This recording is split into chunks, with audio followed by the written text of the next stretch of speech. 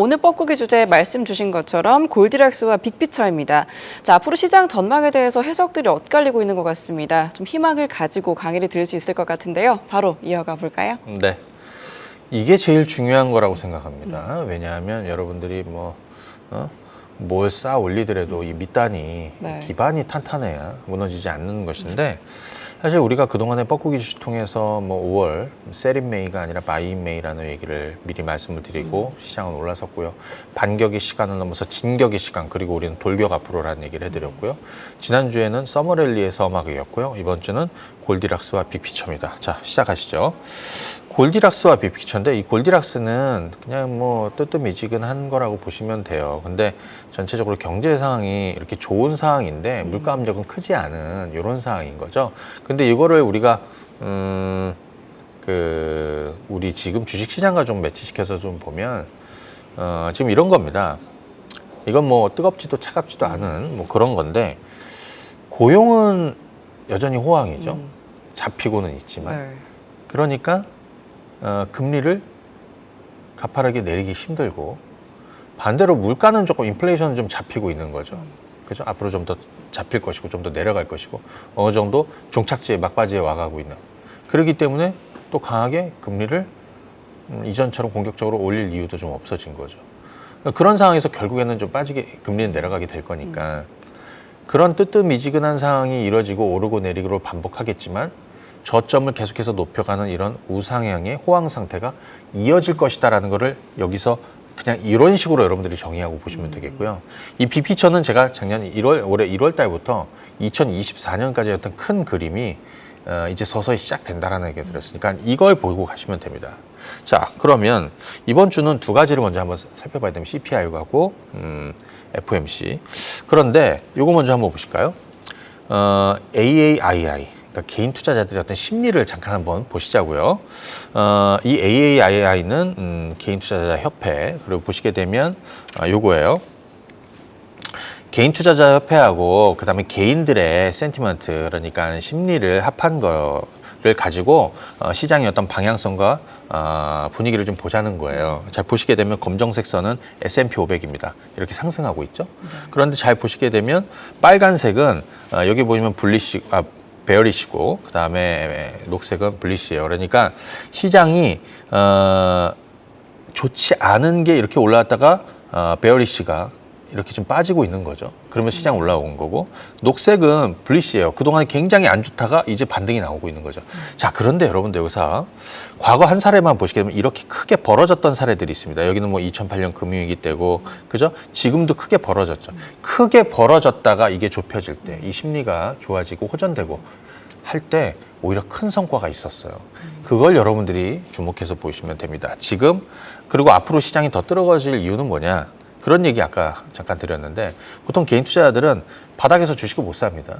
어느 정도 올라오고 더 튀어 올라오고 여기서 불이 붙으면 따라 붙습니다. 그래서 어느 시장 분위기 이후에는 시장이 더 뜨거워질 가능성이 있다는 거를 잘 체크하시고요. 그 다음에 기관 투자자들 동향을 한번 보도록 할 텐데, 이건 보시게 되면 S&P 500에 여기 보시게 되면 요거예요. 곰이 후퇴한다는 거예요. 에코티 숏. 이러니까 그 주식 매도에서 후퇴한다는 거예요. 그러면서 지금 숏 포지션이 급격하게 청산되고 있는 거를 보여주고 있는 겁니다. 여기 보시게 되면 순 숏 포지션이 S&P 500의 순 숏 포지션이 기록적인 고점에서 드랍하고 떨어지고 있다는 거지 않습니까? 그만큼 시장 분위기가 지금 바뀌고 있는 거예요. 여기서 한 가지, 최근에 보수적 의견을 가진 기관 투자자들 여전히 숏을 치고 있으니까 투자자들이 야, 왜 이러는 거야? 시장 분위기도 좋은데. 그래서 항의가 굉장히 많을 거 아니에요. 이런 보도도 있습니다. 그럼 얘네들은 어찌됐든 투자자들이 그렇게 항의를 하게 되면 아마 뷰가 좀 바뀔 수도 있고 어느 시점에서 좀 몸이 달아오를 수도 있죠. 빨리 주식을 해서 성과를 내야 되니까. 아마 그것이 시장에 어떤 불을 조금 더 붙일 것이다. 그리고 보시게 되면 역대급으로 이렇게 숏 포지션이 크게 있었던 과거 이 자리. 여기는 이제 금융위기 때였고요. 그 다음에 이 자리. 미국 국가 신용등급이 강등되었을 때고요. 그죠? 이런 타이밍은 늘 우리한테 좋은 기회를 줬었다. 이렇게 보시면 됩니다. 자, 기대 인플레이션 추이 한번 보겠습니다. 이번 주 이것 때문에 시장이 조금 더 좀 좋았었는데, 짧게 말씀을 드릴게요. 파란색은 1년짜리고요. 그 다음에 이 아래쪽 거는 3년 기대 인플레이션하고 5년 기대 인플레이션입니다. 1년짜리는 지금 4.1%로 내려왔습니다. 2021년 3월 이후에 가장 낮은 거죠. 이거는 긍정적이다. 단기는 긍정적이다. 하지만 보시게 되면 3년짜리하고 5년짜리는 소폭 반등을 하고 있습니다. 그러니까 이건 어떻게 생각을 해야 되냐면 연준의 그 인플레이션 목표치 2%에 도달하기가 조금 어려울 수도 있다는 거예요. 그러면 제가 그랬죠. 지금 4%가 CPI 4% 내려왔는데 올해 한 3%대까지 하반기에 볼 수 있을 거라고 연초에 얘기해드렸는데 3%대 갈 것 같아요. 근데 2% 보기는 좀 힘들 것 같다. 그럼 이게 악재냐? 아니라고 봅니다. 예를 들어서 금리도 쉽게 이제 우리가 금리 첫 번째 인하하는 거는 조정의 어떤 일시적 조정의 신호가 될 것인데 동결구가 나쁘지 않다라고 그랬죠. 그래서 이 정도 수준은 일단 올해 좀 머무는 것도 나쁘진 않다라고 보이는데 아무튼 이렇습니다. 시장에서는 약간은 좀 보수적으로 좀 보는 것 같아요. 이 부분에 대해서는. 자, 이번에 CPI는 4.0이 나왔습니다. 그리고 코어는 5.3입니다. 헤드라인은 크게 빠졌고 그리고 우리 다음 달이면 3%대를 볼 것 같습니다. 그 이후에는 조금 빠지는 속도는 좀 지지부진할 가능성이 있고 이번에 CPI에서 쉘터, 그러니까 주거비가 전달 대비해서 조금 높였거든요. 여기에는 보이지 않지만 그거는 이 CPI의 이 주거비 쉘터 데이터는 그 서베이를 할 때 이런 거예요. 집 주인들한테 물어보는 거예요. 집을 가지고 있는 사람. 너가 가지고 있는 집을 네가 임대를 할 때도 얼마에 할 거야? 적정 가격이 얼마라고 생각해? 그러면 다 비싸게 부르죠. 그러니까 그 데이터가 CPI에 적용되는 게 시차가 있고 느린 겁니다. 실질적으로 주택시장이 좋지 않더라도. 아마 그 부분을 보시면 좋을 것 같고 어찌됐든 이번 5월 CPI는 4%로 좀 내려왔고요.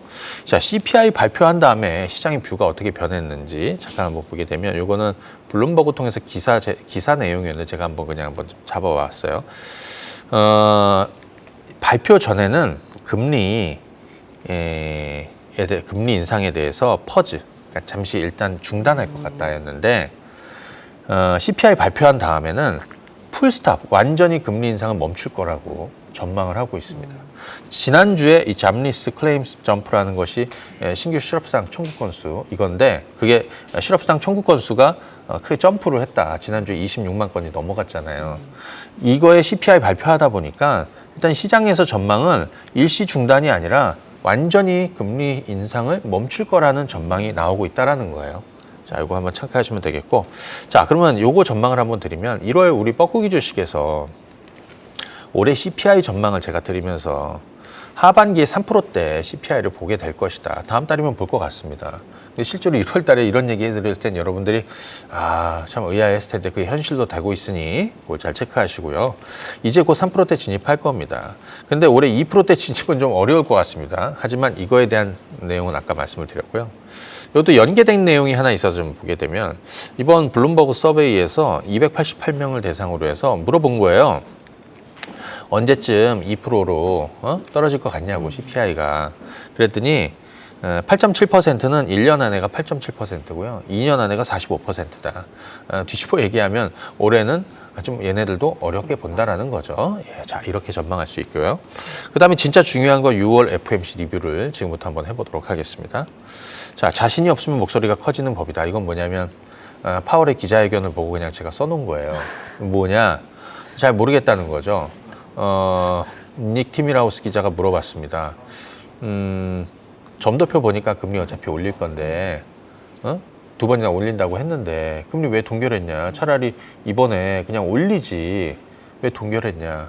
그랬더니 우리가 너무 그동안에 가파르게 긴축을 하고 금리를 올려서 이제는 그 효과에 대한 점검을 좀 해봐야 되는 거다 이렇게 얘기를 한 거예요. 왜 동결했냐고 물어보니. 그죠? 그리고 그러면 다음 달에 금리 올릴 거 아니야 7월에. 그것도 아직 정해지지 않았다. 7월 라이브에서 정할 것이다. 네. 이렇게 했거든요. 그러니까 잘 모르겠다는 거죠. 이거 한번 보시겠습니다. 드디어 멈춘 금리 인상. 네, 15개월 만에 멈췄고 상단에 왔습니다. 이게 과거 2006년도에 금리가 5% 이상대로 갔었다가 초저금리로 좀 빠졌다가 지금은 이 정도 와 있는데 이번에는 좀 주목할 게 이건 것 같아요. 뭐 15개월 만에 금리 인상이 중단이 됐는데 여기서 핵심은 만장일치로 동결이 됐다라는 겁니다. 이견이 없었다는 거죠. 단 한 명도. 그래서 시장이 반응했다. 점도표 상승은 굉장히 매파적이었지만 오히려 시장이 상승으로 반응한 거는 바로 이게 핵심 별표 한 3개 정도 줄 것 같은데 만장일치로 동결이 했었다. 이견이 없었다는 겁니다. 파월의 기자회견, 요거는 좀 시간상 제가 따로 월요일에 좀 짚어드리고요. FOMC 이후에 패드와치로 금리 전망을 보니까 다음 달에는 인상이 대한 60% 정도 나오고 있다. 근데 다음 달에는 원래 어차피 올린다고 했잖아요. 근데 그 이상대를 보니까 9월 FOMC에서 보니까 9월 FOMC에도 추가로 인상하면 이쪽이 늘어나야 되는데 이 정도 된다라는 얘기는 한 번 정도 시장은 보고 있다라는 거예요. 그래서 어떤 표가 나오냐면 시장은 연내에 한 번 정도, 그러니까 이번 FOMC 이전에도 우리가 전망할 때는 한 번 정도 더 올릴 수는 있겠다. 이 정도였는데요. 그게 지금 여기 나타나고 있는 겁니다. 7월 FOMC에서 한 번 정도 올리고 그 다음은 이제 동결 정도로 가지 않을까 이렇게 본 겁니다. 그리고 이 별표를 드린 건 5.7에서 7호에서 6%가 없었는데 이번에 점도표에서 점 하나 찍히면서 여기 하나 나타났다는 거고요. 요거 한번 보시죠. 그 경제 전망 그 요약 6월 미국의 경제 전망 요약을 보면 이게 아마 점도표 상향의 근거가 되지 않았나. 점도표 왜 점을 그죠? 뭐 5.5% 이상으로 이렇게 찍었을까? 요거 잘 보시게 되면 연준이 금리를 내리는 거는 경기 침체로 가거나 아니면 실업률이 올라가거나 뭐 이거잖아요. 근데 경제 상황이 좋아진다는 거, 좋다는 거예요. 네. 자, 보시게 되면 이게 이제 GDP 성장률 23년이죠. 여기 막대가 여기 보면 하나, 둘, 세 개 있죠. 좀 흐릿한 거 우측에 있는 거는 22년 12월 겁니다. 그 다음에 23년 3월이 바로 요겁니다. 0.4. 그런데 이번 23년 6월에는 상향이 돼서 1%로 올랐다는 거예요. 그러니까 이게 밑으로 가야 되는데 위로 올라가고 상황이 좋아지고 있다는 거죠. 자, 물가 전망 한번 보겠습니다. 연준은 PC를 본다라고 그랬죠. 그것도 코어를. 코어 PC 보시게 되면 이게 작년 12월이고요. 그래서 스물스물 올라와서 코어 PC는 6월에 좀 오르는 겁니다. 그래서 이게 점도표 상향의 어떤 근거가 된 게 아니냐. 그렇죠? 이렇게 한번 얘기할 수 있겠고요.